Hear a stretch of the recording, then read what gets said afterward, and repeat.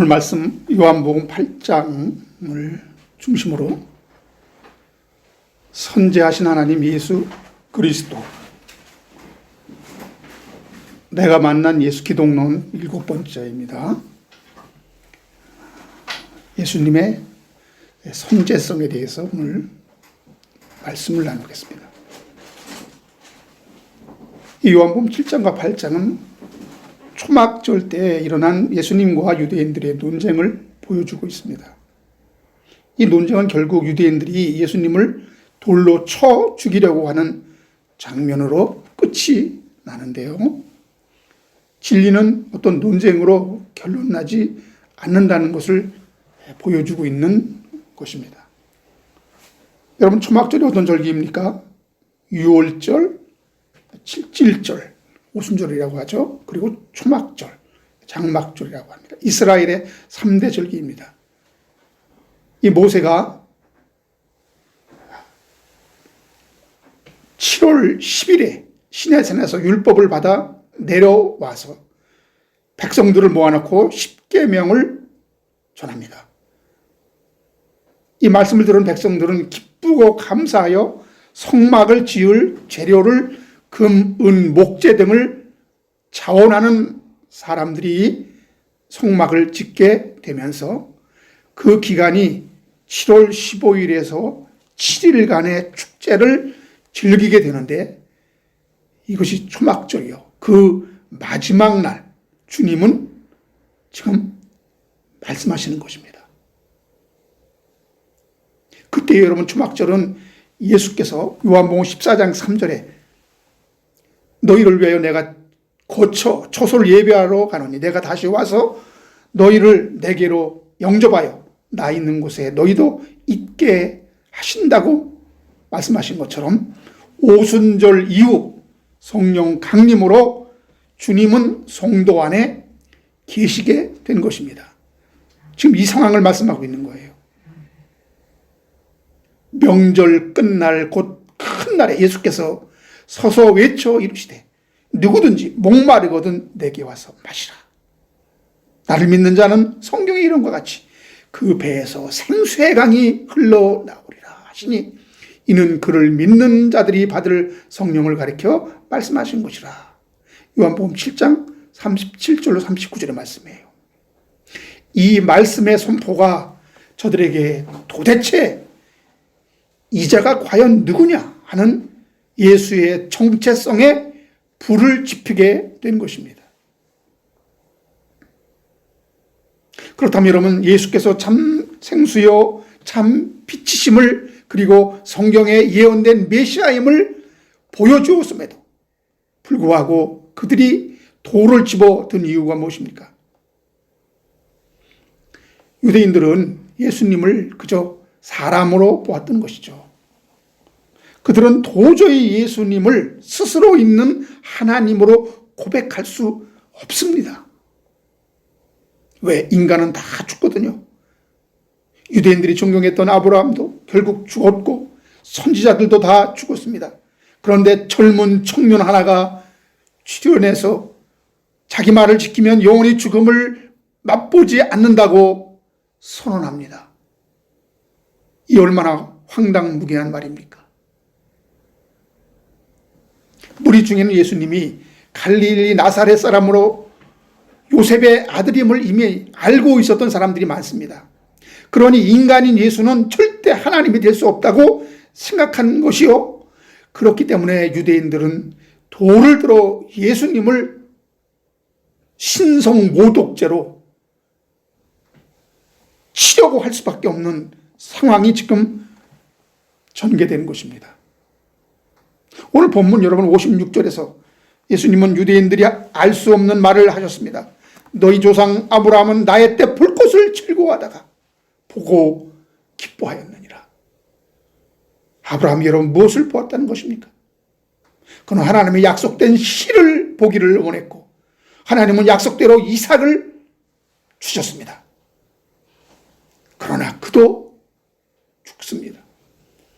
그가 메시아인 그리스도께서 오셔서 십자가의 죽으심으로 영원히 죽지 않을 부활의 첫 첫 열매가 맺히게 된다는 것을 믿음의 눈으로 그는 보았고 기뻐했던 것입니다. 사랑하는 여러분, 이 사실을 하나님이 아니시고는 어떻게 알 수 있겠습니까? 이처럼 아브라함은 장차 있게 될 부활이 첫 열매를 기다렸던 것이에요. 죽을 수밖에 없는 인간들이 항상 소원했던 부활을 학수고대했는데 우리는 그 부활의 첫 열매에 참여하는 그런 복받은 자들이 아닙니까? 여러분, 창세기 5장에서 아담의 족보를 보면 모두가 죽었다라고 끝이 납니다. 그런데 21절로 24절에 죽음의 사슬을 끊고 나오는 사람이 하나 있는데 그가 바로 에녹입니다. 에녹은 하나님과 동행했기에 죽음을 보지 않고 하늘로 올라간 사람입니다. 이것은 바로 우리 구원받은 자들을 에녹과 같이 죽음을 이기고 하늘 생명으로 옮기시기 위하여 예수께서 오셨다는 것입니다. 요한복음 8장 51절에 진실로 진실로 너희에게 이르노니 사람이 내 말을 지키면 영원히 죽음을 보지 아니하리니. 사랑하는 여러분, 아브라함도 죽었고 모세도 죽었고 다윗도 죽고 장사되었습니다.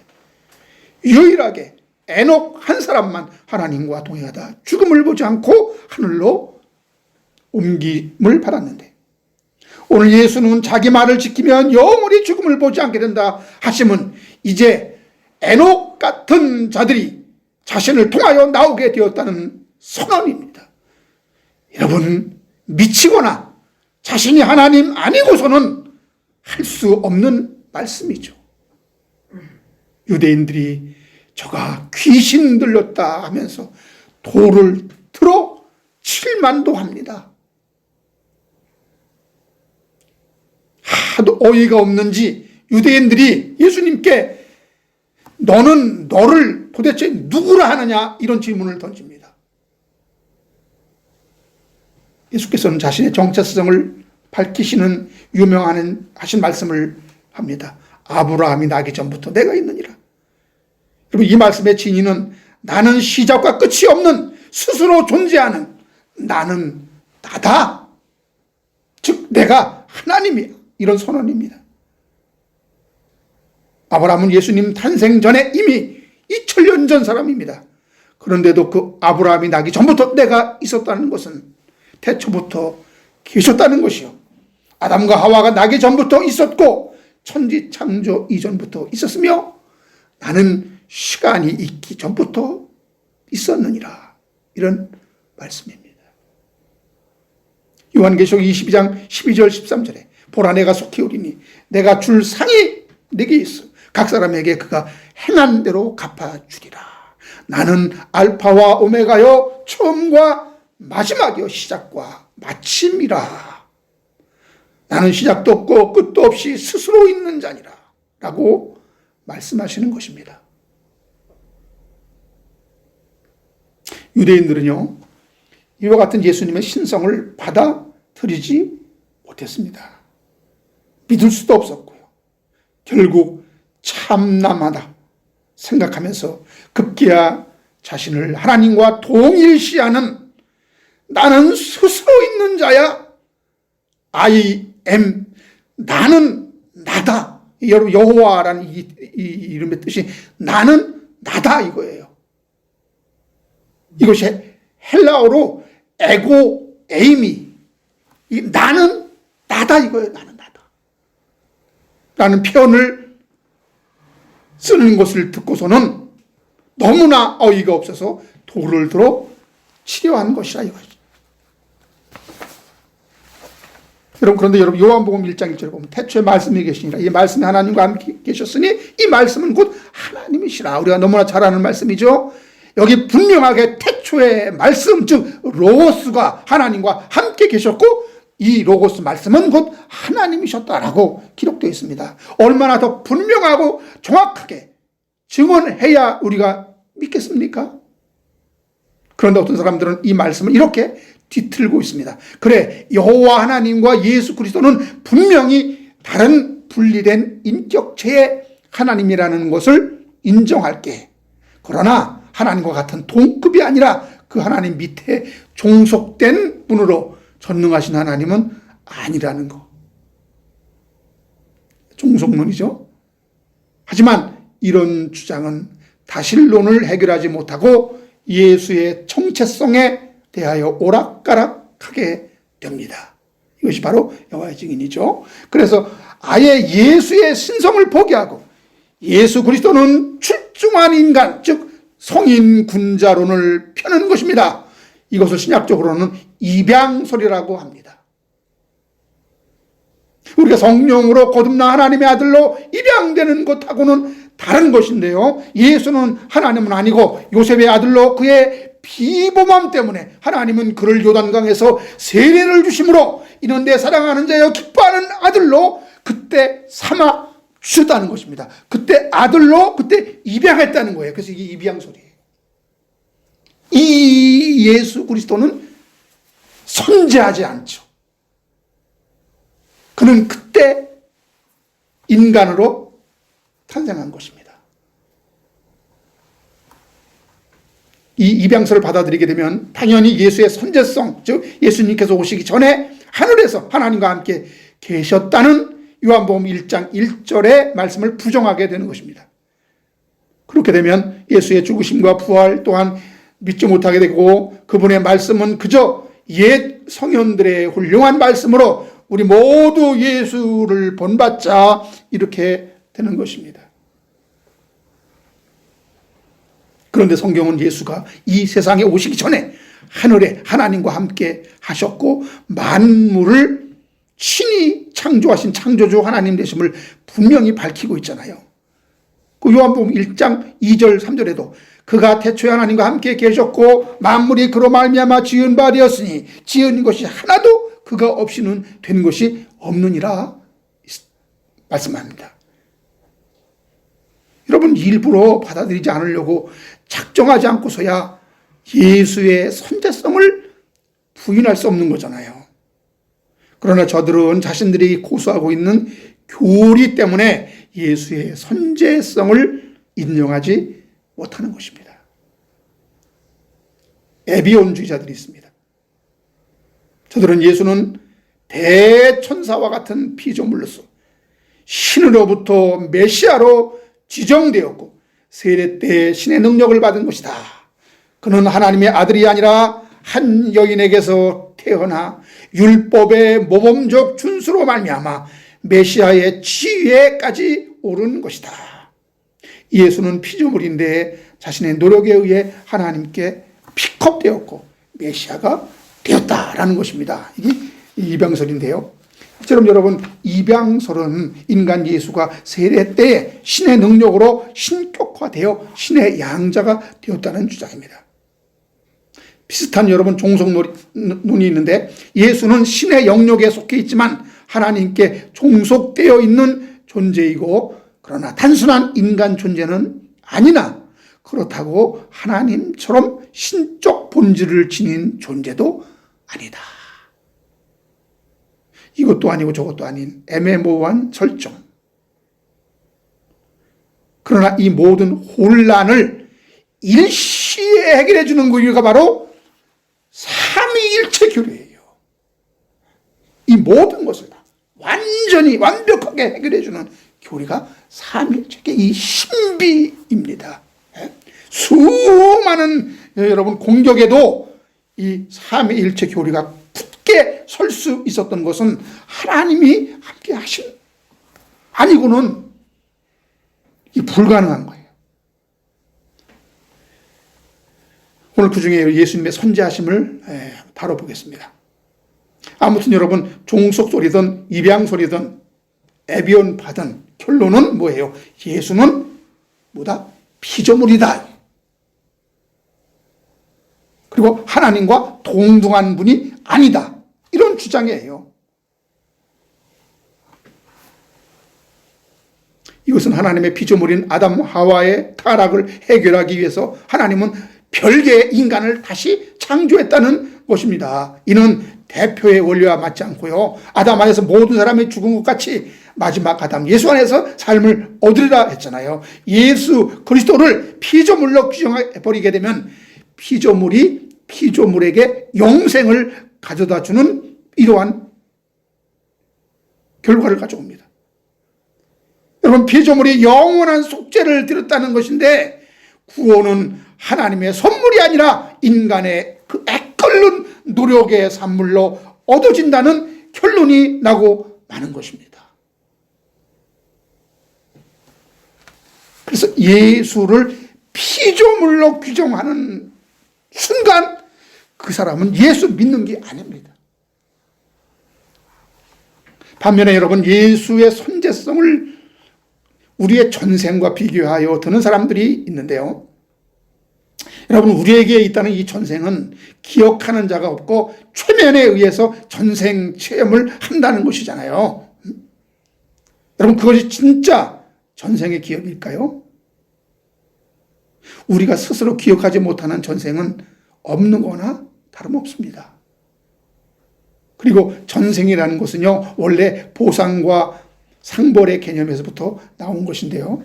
내가 현생에서 고통받는 것은 뭐예요? 전생에서 벌받을 일을 한 것이고, 이 생에서 복을 받은 것은 전생에 복받을 일을 했기 때문이다.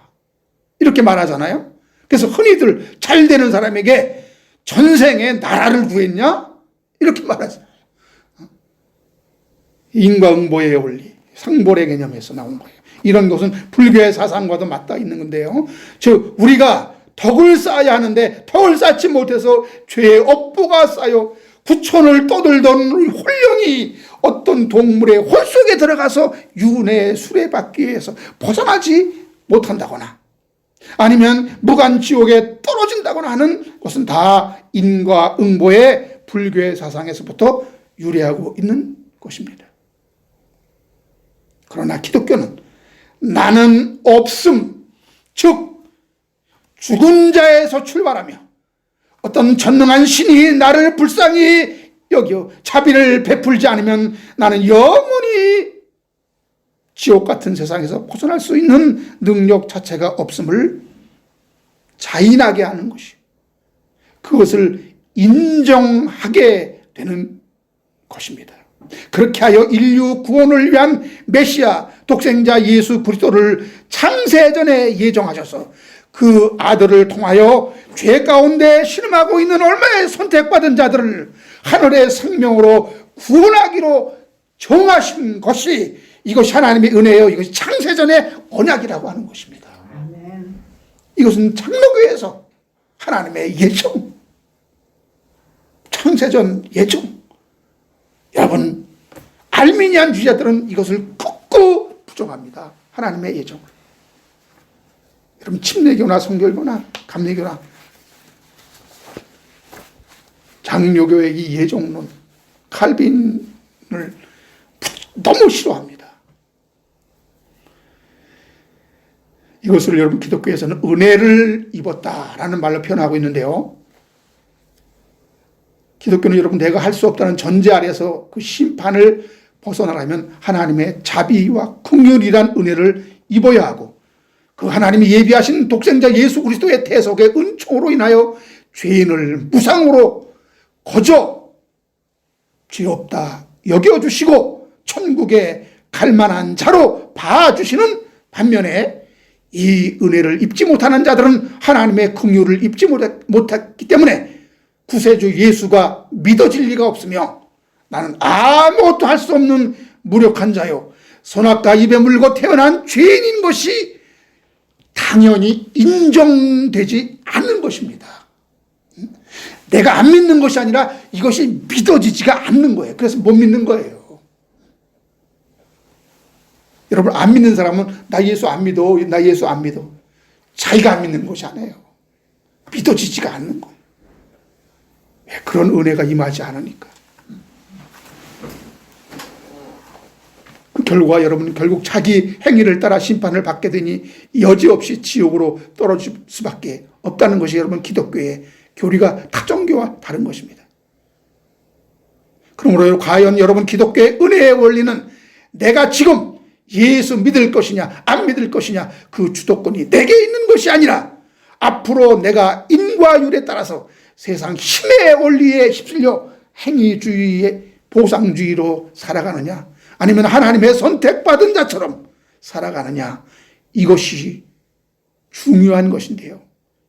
은혜가 왕노릇하는 거저 구원 얻은 자답게 나의 권리를 하나님의 주권에 차압당하는 자로 살아가는 것이냐 아니면 나 없음의 자리에서 주님의 통치에 나의 주도권을 온전히 빼앗기는 것을 기뻐하는 자로 살아가느냐 이것이 여러분 하나님의 자녀인지 마귀의 자녀인지가 드러나는 것입니다. 이것이 내가 선택하는 것이 아니에요. 내가 결정하는 것이 아니에요.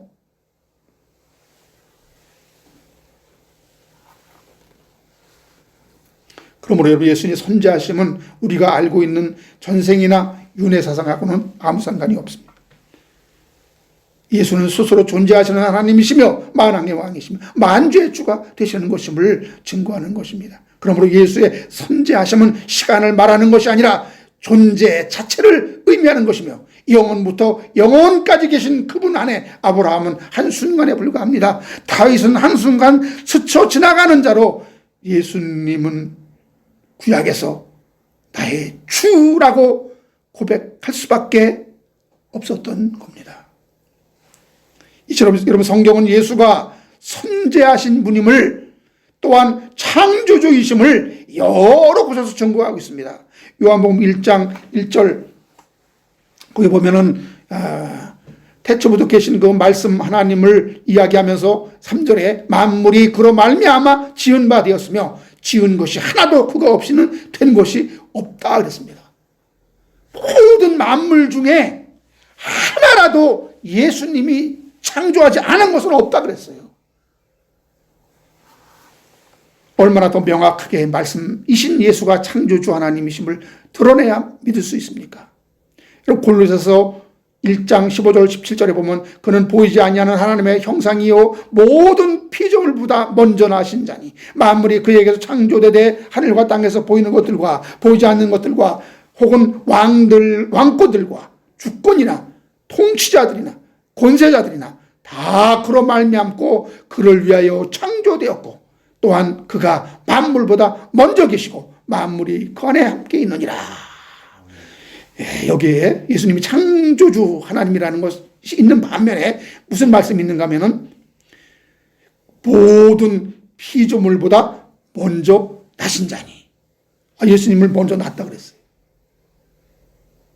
먼저 나시니 먼저 낳았다. 피조의 어떤 의미 아닙니까?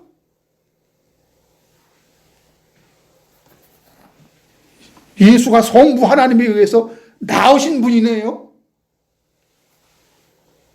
여러분 히브리서 5장 5절에 하반절에 보면은 그리스도께서 속죄를 이루시고 대제사장이 되심을 가리켜 너는 내 아들이니 내가 오늘 너를 낳았다 해서 낳았다. 여러분 이 낳았다라는 하나님의 선언을 우리는 인간의 생각으로 보면은 성경이 이해가 안 됩니다. 여러분 초대교회 400년간의 기간은 박해와 더불어 삼위 하나님에 대한 논증의 시간이었거든요. 그중 가장 난해한 주제가 바로 성자의 낳으심, 즉 출생인데요. 성자의 출생에 관한 논쟁은 성령의 발출, 즉 보내심과 연관됩니다. 이와 관련하여 여러분 AD 381년에 제1차 콘스탄티누스 폴리스 세계 공의회에서 채택된 신조가 있습니다. 거기 이런 내용이 있어요. 한 분이신 하나님 아버지 전능하시고 하늘과 땅과 유형무용한 만물의 창조주이신 하나님을 믿나이다. 그리고 또 한 분이신 주 예수 그리스도를 모든 세대에 앞서 성부로부터 나신 하나님의 외아들이시며 빛으로부터 나신 빛이요 참 하나님으로부터 나신 참 하나님으로서 창조되지 않고 나시요 성부와 일체이시며 만물이 다 이분으로 말미암아 창조되었음을 믿나이다 그랬어요. 여기 보면은 창조되지 않고 낳았다 그랬어요. 낳았다라는 거와 이런 창조되었다는 것은 전혀 다른 것입니다. 성자와 성령이 아버지께서 나왔다는 것이 발출설인데요. 그렇다면 존재하지 않았던 시간이 있었단 말인가? 피조물이란 말인가? 이런 의문 당연히 생기죠. 어느 아들이 아버지보다 먼저 존재하거나 동일한 시간에 있을 수 있겠습니까? 그리고 보내심을 받은 성령이 아버지보다 먼저 존재하거나 동일한 시간에 함께 있을 수 있겠습니까? 인간의 이성으로는 당연히 할 수 있는 질문입니다. 그러나 하나님의 기준으로 보면 아무 문제도 아니에요. 성부가 성자이신 아들을 낳았다는 출생은 사람의 보편적인 방식과 다릅니다. 사람의 제한된 기준 안에서 성자의 출생과 성령의 나오심을 생각하니까 이해가 안 되는 것인데요. 그래서 이런 논쟁을 잠재우기 위해 콘스탄티누스 폴리스 신조에서 이 점을 분명히 한 것입니다. 예수는 참 하나님으로부터 나신 참 하나님으로서 창조되지 않고 나시어 성부와 일체이시며 만물이 다 이분으로 말미암아 창조되었음을 믿나이다 한 것입니다. 여러분, 인간이 낳는다라는 생각 속에는 성부가 어떤 힘이나 노력으로 존재하지 않던 성자를 잉태하고 시간이 지나서 아이를 낳았고 그 아이가 자라서 장성한 성자가 되었다는 어떤 인간적인 추측은 무의미한 것입니다. 이것은 피조물이 사용한 방법이지 하나님의 방법은 아닙니다. 여러분, 야고보서 1장 18절에 이런 말씀이 있습니다. 그가 그 피조물 중에서 우리를 한 첫 열매가 되게 하시려고 자기 뜻을 따라 진리의 말씀으로 우리를 뭐했다? 낳으셨느니라 했습니다. 우리 피조물이잖아요. 근데 하나님 말씀으로 우리를 낳았다 그랬어요. 그래서 이 낳았다는 표현 속에는 어떤 열매 맺는 것, 결실하는 것을 하나님은 낳았다 이런 표현을 쓴 것입니다. 그리고 성자는 처음부터 아버지의 품 안에 한 본질로 계셨고 성령도 처음부터 아버지 안에 함께 삼위로 존재하시고 계셨습니다. 즉 성부 하나님은 성자나 성령이 없이 홀로 존재하였던 시간은 없었습니다. 성자나 성령은 항상 아버지와 함께 계셨습니다. 항상 존재하였지만 삼위의 질서의 차이를 이렇게 말하고 있습니다. 고린도전서 11장 3절 각 남자의 머리는 그리스도요 여자의 머리는 남자요 그리스도의 머리는 하나님이시니라. 여기 그리스도의 머리가 하나님이라고 하지 않았느냐. 그러니까 하나님이 그리스도보다 더 높으신 분이다 이렇게 하는데 그 말 자체가 오류예요. 여러분, 여자의 머리가 남자라는 것은 크거나 우열의 문제가 아닌 조화와 연합을 위한 질서의 문제인 것입니다. 이걸 가지고 그럼 남자가 여자보다 더 우월하냐? 더 높냐? 그게 아니거든요.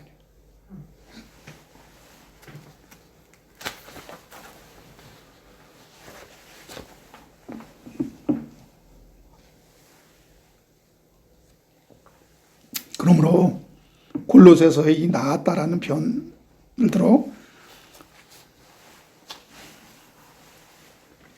성자에게 시작이 있었다라고 해석하는 것은 말씀을 전체적인 맥락으로 보는 것이 아니라 너무 단편적으로 보는 무식의 소치죠. 성경을 보면 구약의 선지자들을 보내신 분이 예수님이십니다. 예수님은 마태복음 23장 37절에 예루살렘아 예루살렘아 선지자들을 죽이고 내게 파송된 자들을 돌로 치는 자요 암탉이 그 새끼를 날개 아래 모음같이 내가 네 자녀를 모으려 한 적이 몇 번이더냐. 그러나 너희가 원치 아니하였도다. 주님은 여러분 이스라엘을 하나님 품 안에 인도하기 위해 수많은 선지자들을 보내셨는데 너희가 다 거절했다는 것입니다. 여러분 성경에 보면 여호수아서에 보면 여호수아 앞에 나타난 그 군대 장관이 있습니다. 그것이 성자 예수 그리스도인데요. 여리고성에 가까워 왔을 때 한 사람이 칼을 빼어 손에 들고 마주선 군대 장관을 여호수아가 발견합니다. 그리고 이렇게 묻습니다. 너는 우리를 위하느냐? 우리의 대적을 위하느냐? 그 군대 장관이 이렇게 대답합니다. 여호수아 5장 14절 15절에 나는 여호와의 군대 장관으로 이제 왔느니라. 여호수아가 그 말을 듣고 땅에 엎드려 절하고 가로되 나의 주여 종에게 무슨 말씀을 하려 하시나이까? 여호와의 군대 장관이 여호수아에게 이르되 내 발에서 신을 벗어라. 내가 선 곳은 거룩하니라. 여호수아가 그대로 행하니라. 여러분 여호수아의 경배를 받을 수 있는 자가 누굽니까? 계시록에 보면 여러분 천사는 인간으로부터 경배 받을 수 있는 존재가 아닙니다. 그 세례 요한이 세례 요한이 아니라 사도 요한이 천사의 앞에 경배하려고 했을 때 천사가 거절했죠. 여호와의 군대 장관이라는 것을 볼 때 그는 예수 그리스도 선지하신 분이 분명합니다. 성자 하나님이 여호와의 거룩한 천사들의 군대의 장으로 여호와 앞에 나타나신 것입니다. 그래서 여호수아가 땅에 엎드려 절을 하는데 그분은 거부하지 않고 절을 받으시는 것을 볼 때 이분이 바로 성자 하나님이 그때 여호수아 앞에 나타나신 것이죠.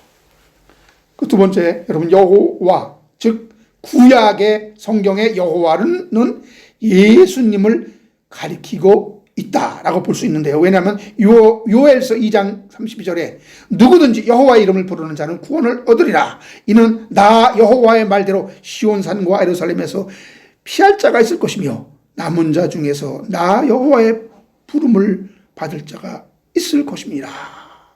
이 말씀을 인용한 곳이 로마서 10장 13절인데요.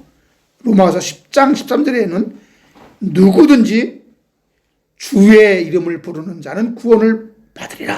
여기에서 주가 예수 그리스도입니다. 이 주를 요엘서에서는 누구라고 그랬어요? 여호와의 이름이라고 그랬어요. 여호와가 주 예수 그리스도 같은 분입니다. 예수가 구약 성경에 여호와 같은 분이시다 이런 결론에 도달하게 되는데요. 이 말이 성자 예수가 성부 자신이다 이런 의미로 받아들이는 사람들도 있어요. 이거는 아니죠. 여기에 이게 두 가지 해석이 가능한데요. 하나는 구약의 여호와가 삼위 하나님의 호칭으로 사용되었기 때문에 성부나 성자를 함께 여호와란 칭호를 사용한 것이다. 그렇게 말씀하는 것이고, 아니면 구약에서 여호와 하나님으로 나타나시고 이스라엘을 애굽에서 인도하였으며 이스라엘 백성들을 가나안 땅으로 인도하신 그 하나님이 실제적으로 성자 예수님이셨기 때문에 여호와가 예수를 가리킨다. 이렇게도 볼 수 있는데 두 가지 경우가 다 가능한 것입니다. 틀린 말이 아닙니다. 누가복음 1장 31절에 보면은 보라 내가 잉태하여 아들을 낳으리니 그 이름을 예수라 하라 있죠. 예수가 무슨 뜻입니까? 여호와는 구원이시다 이런 뜻이에요. 그래서 예수와 여호와를 같이 동일하게 사용했습니다.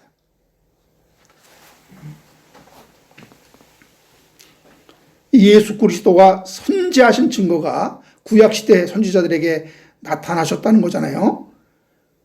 세 번째로 보면 구약시대에 예수님은 다윗에게 나타나셨던 때가 있습니다.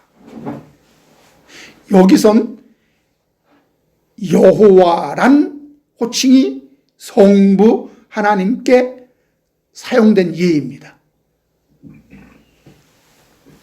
마태복음 22장 41절로 44절에 보면은 바리새인들이 모였을 때 예수께서 그들에게 묻습니다. 너희는 그리스도에 대하여 어떻게 생각하느냐? 누구의 자손이냐? 저들이 대답하죠. 다윗의 자손이다 라고 대답하죠. 그때 주님 말씀하십니다. 그러면 다윗이 성령에 감동하여 어찌 그리스도를 주라 칭하여 말하되 주께서 내 주에게 이르시되 내가 내 원수를 내 발 아래 둘 때까지 내 우편에 앉았으라 하셨도다 하였느냐. 그러면서 이런 말씀으로 본인이 다윗이 자손이 아니라고 하는 자들에게 쐐기를 박습니다. 45절 46절에 다윗이 그리스도를 주라 칭하였은즉 어찌 그의 자손이 되겠느냐 하시니 저들이 한마디도 능히 대답하는 자가 없고 그날부터 감히 그에게 묻는 자도 없더라. 무슨 말씀입니까? 여기 예수께서 인용하신 구약의 말씀은 시편 110편 1절입니다. 110편 1절에 보면은 여호와께서 내 주에게 말씀하시기를 내가 내 원수로 내 발등상 되게 하기까지 너는 내 우편에 앉으라 하셨도다. 개역 한글 성경인데요. 여호와가 나오죠. 여호와께서 내 주에게, 예수에게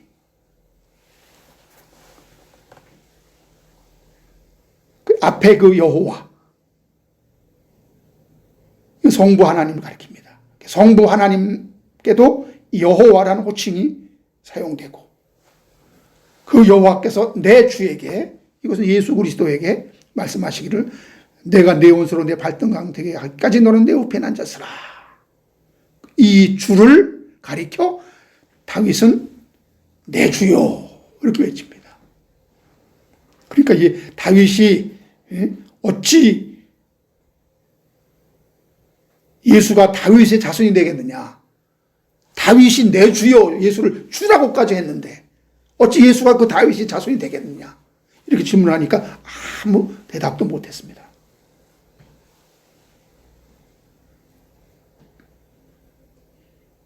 앞에 있는 주는 여호와, 뒤에 있는 주는 예수님 자신이죠. 다윗이 내 주라고 부른 분은 바로 선지하신 그리스도 성자 하나님인 것입니다. 여러분 성경에 성부께서 성자를 보내고 성령은 성부로부터 나온다라는 표현이 있는데 이것을 발출설이라고 합니다. 예수는 성자 하나님으로부터 보내심을 받은 자라는 것을 볼 때 동등한 관계가 아니지 않는가? 이렇게 주장하는 사람들이 있어요. 삼위 하나님의 관계성을 인간의 관점으로 보면 당연히 이런 질문이 나오게 되어 있습니다. 그런데 여러분 천국은 시간의 시작과 끝이 없는 영원한 세계, 무한한 세계라는 말입니다. 그 세계에서는 크고 작고 앞서고 뒤서고 많고 적고 보냄을 받고 보내고 하는 이런 문제가 어떤 능력의 문제냐 우열의 문제가 아니고 이게 아주 무의미한 거예요. 인간의 생각이란 말이에요. 어떤 목적을 이루기 위한 질서와 조화와 연합의 관계를 보여주고 있을 뿐입니다. 응? 누가 누구를 보낸다, 보내심을 받는다. 이게 보냄을 받았다니까 보낸 자보다 내가 이게 낮은 거구나. 이렇게 생각할 수 있는데 요한복음 17장 8절을 보시면 나는 아버지께서 내게 주신 말씀들을 그들에게 주었사오니 그들은 이것을 받고 내가 아버지께로부터 나온 줄을 참으로 아오며 아버지께서 나를 보내신 줄도 믿었사옵나이다. 성자는 성부로부터 나셨고 성부로부터 보내심을 받으셨다고 기록하고 있습니다. 그리고 요한복음 13장 15절 16절에 내가 너희에게 행한 것 같이 너희도 행하게 하려 하여 본을 보였노라. 어떤 본입니까? 내가 진실로 진실로 너에게 이르노니 종이 주인보다 크지 못하고 보냄을 받은 자가 보낸 자보다 크지 못하나니 너희가 이것을 알고 행하면 복이 있으리라. 이처럼 예수께서도 제자들을 세상에 보낸 것입니다. 보냄을 받았다는 것은 사명이 있다는 거죠. 그 사명에 충성하고 그 부르심에, 그 보내심에 순종하여 받드는 것은 어떤 목적을 이루는데 필요한 것, 크고 작은 지위의 문제가 아니라는 거예요. 우리는 그래서 주의 일을 자진해서 해야 하는 것입니다.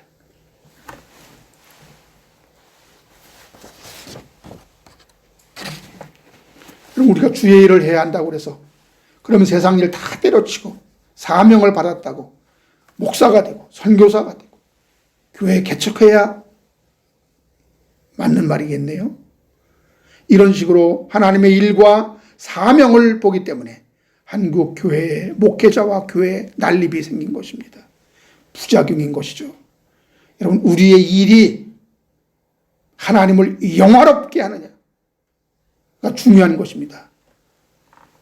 이런 목사나 선교사나 종교 생활만이 주의 일이라면 마지막 때 구원받은 자가 교회에서 나와야 되잖아요. 근데 여러분, 마태복음 24장에서는 밭에서 일을 하다가 데려감을 했다고, 한 사람이 데려감을 당하고 여자가 맷돌질 하다가 한 사람이 데려감을 받는다 그랬습니다. 자기 일을 하다가.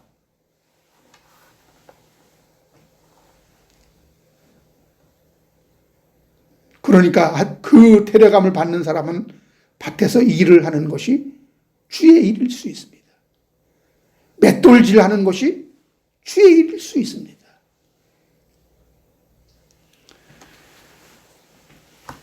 우리 죄인은 하나님에 의해 예수 그리스도를 주 곧 하나님으로 믿게 하심으로 구원 얻게 하시는 것입니다. 성경은 요한복음 8장 24절에 너희가 너희 죄 가운데 죽으리라. 만일 내가 그인 줄 믿지 아니하면 너희가 죄 가운데 죽으리라 그랬어요. 이 그이가 이게 바로 에고에임이에요. 그러니까 예수를 전지전능하시고 유일무이하신 삼위 하나님으로 예수 그리스도를 에고에임이 바로 그분이 하나님이라는 것을 믿지 않는 자는 그것 때문에 죽어요. 지옥 가요. 이게 바로 요한복음 8장 24절의 말씀이에요. 만일 내가 그인 줄 믿지 아니하면 너희 죄 가운데 죽으리라.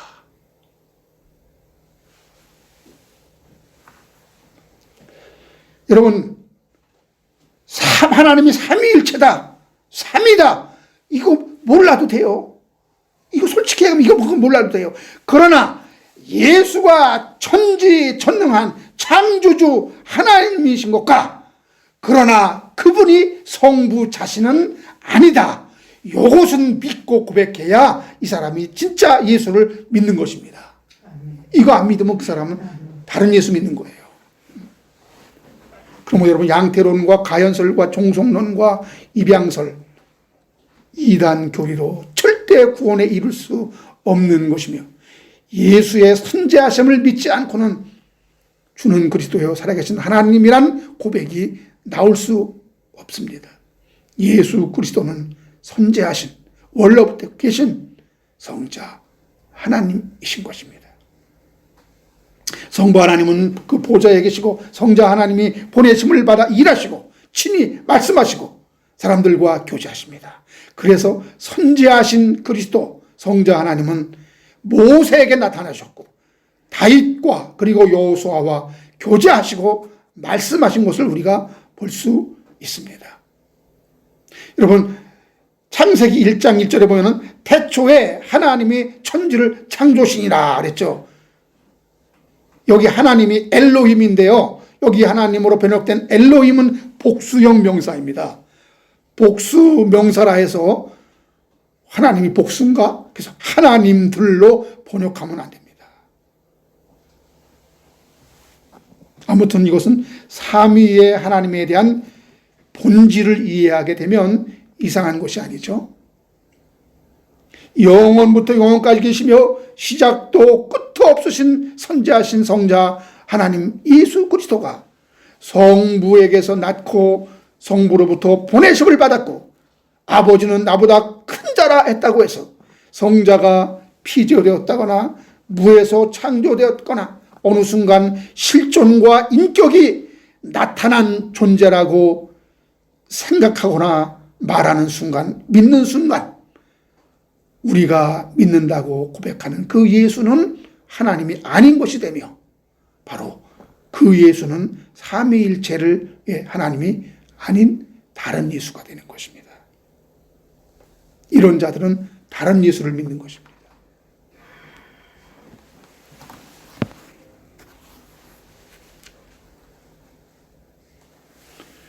예수 그리스도는 스스로 있는 자이시며 시작과 끝이 없는 분이시며 우주 만물을 창조하신 창조주이시며 영원히 찬양받으실 선재하신 하나님이심을 믿으시기 바랍니다. 로마서 9장 5절 한번 찾아보세요.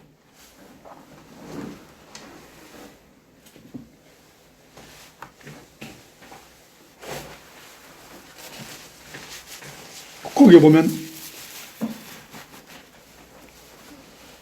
조상들도 그들의 것이요 육신으로 하면 그리스도가 그들에게서 나셨으니 그는 만물 위에 계셔서 세세의 찬양을 받으실 하나님이시니라. 아멘.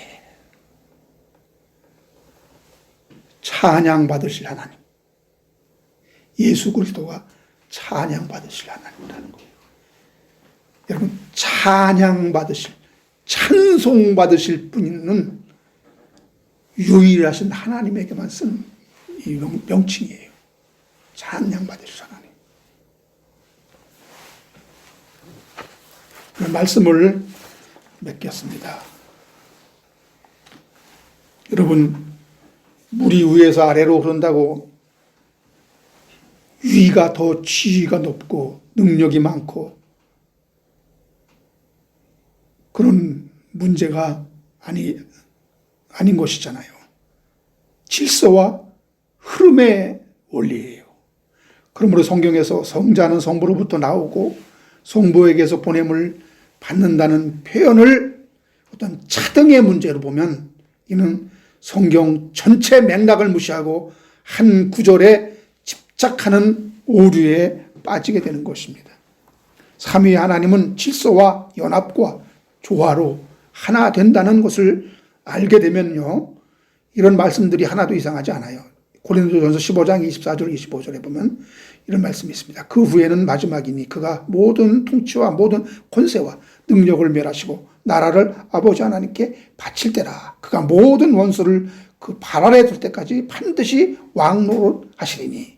모든 나라를 아버지께 바친다는 표현, 이런 표현 하나도 이상한 것이 아닙니다. 성자는 자기에게 맡겨진 하나님 나라 건설, 죄와 사망을 멸하고 사명을 완수하는 이 말씀이 이해될 때에 이 잔을 내게서 옮기옵소서 간절히 기도하면서 속죄의 희생의 제물이 되기까지 겟세마네 동산에서 아버지께 간구하는 이 아들의 진실성이, 그리고 충성된 증인으로서의 성실성이 다 이해가 되는 것입니다. 이 모습이 여러분 주종 관계에서의 복종이나 굴종의 모습이 아닌 것이에요.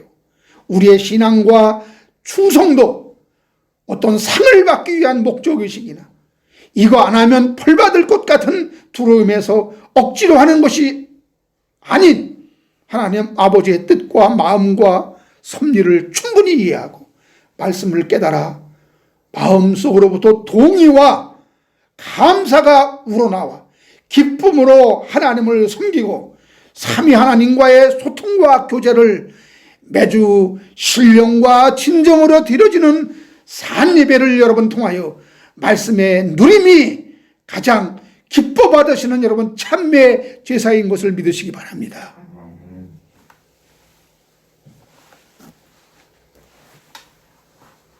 성자 예수님은 이 세상에 오셔서 그 하늘에서의 누림을 너무나 사모하셨어요.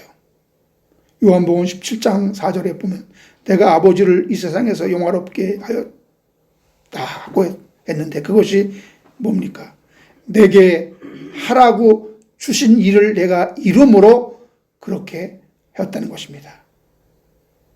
5절에 보면은 아버지여 창세전에 내가 아버지와 함께 가졌던 영화로서 지금도 아버지와 함께 나를 영화롭게 하옵소서. 주님은 이 세상에 오시기 전에 창세전 세상에 존재하기도 전에 아버지와 가졌던 누림을 사모하였습니다. 이것은 우리에게 큰 교훈을 주는데요. 지금 우리가 주 예수 그리스도와 함께하는 누림, 이 영화로운 사귐이 있게 하심으로 그 나라에서 누림이 계속되는 것입니다. 그 영화는 여러분 어디에서 나오게 되었는지 아십니까?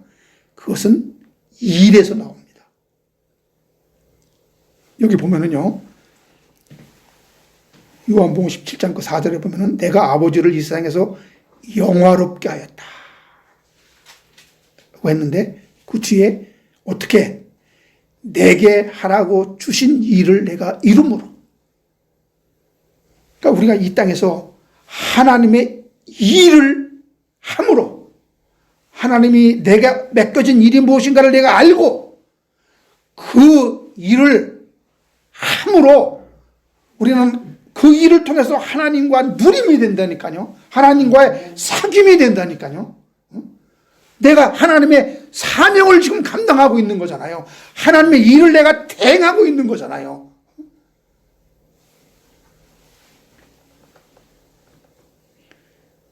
내게 하라고 주신 그 일을 내가 이름으로 세상에서 아버지를 영화롭게 했다고 주님이 말씀하셨습니다. 사람은 여러분 이 일을 함으로 자기가 살아있다는 존재 증명이 가능하게 되는데요. 여러분 한번 보세요. 누구라도 일 없이 아무 일이 없이 여러분 1년을 한번 지내보세요. 처음에는 좋을지 모르지만 나중에는 지루할 것입니다. 그러면 우리는 무슨 일을 해야 합니까? 주님은 바로 성부, 성자, 성령 삼위 하나님의 관계 안으로 우리를 초청하시는 겁니다. 그 삼위의 본질이 아니라 그 관계 안에 함께 교제하시기를 소망하고 계시는 것입니다. 요한복음 15장 15절에 이제부터 너희를 종이라 하지 아니하며 종은 주인이 아는 것을 알지 못함이라 너희를 친구라 하였노니 내 아버지께서 들은 것을 다 너희에게 알게 하였습니다. 친구라 부르는 것이 무엇입니까? 말씀의 소통과 교제 때문입니다. 구약에도 간곡하게 초대하는 말씀이 있죠. 이사야 55장 1절에 오라 너희 목마른 자들아 나오라 돈 없는 자도 오라 너희는 와서 사 먹되 돈 없이 값 없이 와서 포도주와 젖을 사라. 여러분 공짜인데 돈 없는 자도 오라 너희는 와서, 근데 왜 사 먹으라고 했습니까? 이것은 공짜로 얻는 구원이지만 그것을 누리기 위해서는 우리가 시간을 허비해야 되고 우리가 그것을 무엇을 사는 것처럼 내 어떤 희생이 거기에 따르는 거예요. 이 공짜 보험이라고 이것이 값어치 없는 게 아니에요. 그만큼 내가 가치를 인정해야 한다는 거예요. 가치를 인정하기 위해서는 거기에 우리가 시간을 투자하고 마음을 투자하고 거기에 우리가 정신이 가 있어야 되고 내 마음이 있는 곳에 보물도 있다고 그랬잖아요. 그러므로 마지막 날 여러분 모임이 중요한 것이며 그 모임에는 감사가 넘치는 은혜의 말씀과 그리고 기쁨에 취하게 하는 성령의 충만한 역사가 나타나야 합니다.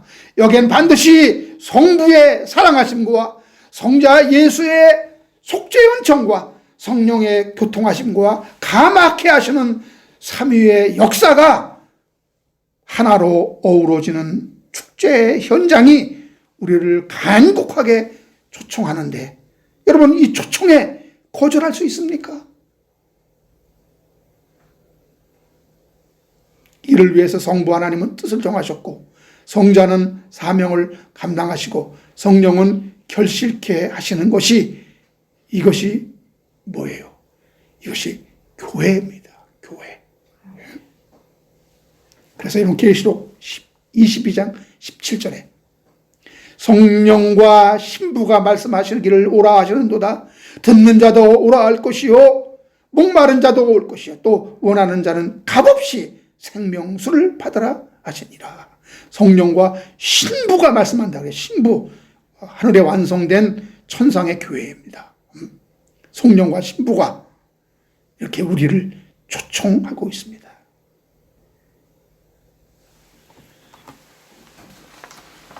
사랑하는 여러분, 이제부터 영원토록 성부, 성자, 성령 그리고 신부 교회까지 연합하여 이 삼위의 관계 속에서 신부 교회는 삼위 하나님을 찬송하고 영광을 돌리는 존재로 누림이 바로 영생인 것을 믿으시기 바랍니다.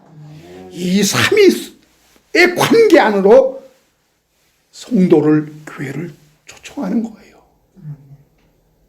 이게 사위의 관계가 되는 것입니다. 사위의 본질이 되는 것이 아니라 사위의 관계. 성부, 성자, 성령, 거기에 교회, 신부 교회가 이 누림의, 이 교제의, 이 관계의, 이것의 충만함, 이것이 바로 성전이요 교회요 하나님 나라요. 이것이 그 누림이 곧 뭐예요? 영생이에요. 영생.